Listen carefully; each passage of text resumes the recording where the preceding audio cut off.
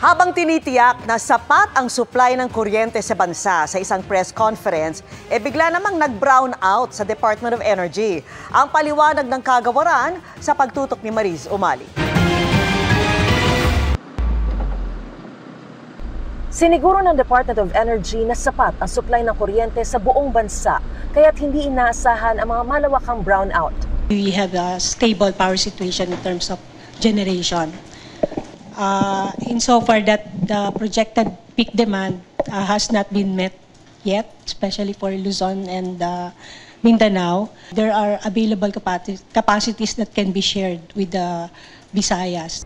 Pero maya-maya lang, biglang nag-brown out sa gusali kung saan nagpa-presscon si Secretary Rafael Lotilla. Itinuloy ang presscon at makalipas ang 10 minuto, gumana ang generator kaya naibalik ang kuryente. Paliwanag ni Secretary Lotilla, isolated lamang ang insidenteng ito at ang apektado lang ang PNOC Building 5 kung saan ginanap ang presscon. Ang dahilan, pumutok na fuse. This one was isolated. I think our building or this particular room, the powers demand surge from all of your equipment. No? So we will take that into account for next time. No? I think it's more important to look at the more general picture rather than these isolated events. Natanggap daw ng Meralco ang report kaugnay sa biglaang brownout na naranasan sa isa sa mga gusali sa loob ng DOE compound. At agad na nagpadala ng crew sa lugar. Lumalabas na nagkaroon daw ng problema sa load side facility, lalo't may nakita ang kanilang mga tauhan na pumutok na fuse.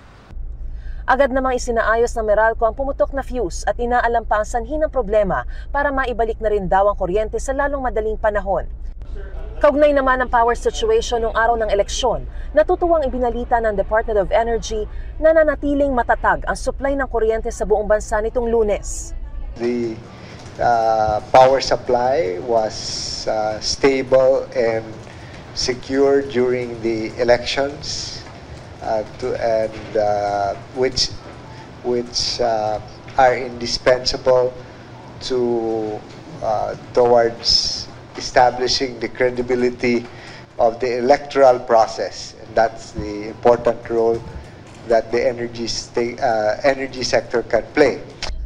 Malaking tulong daw ang nagawa ng power sector stakeholders na nakipag-ugnayan sa COMELEC at PNP. Para sa GMA Integrated News, Mariz Umali, nakatutok, 24 oras.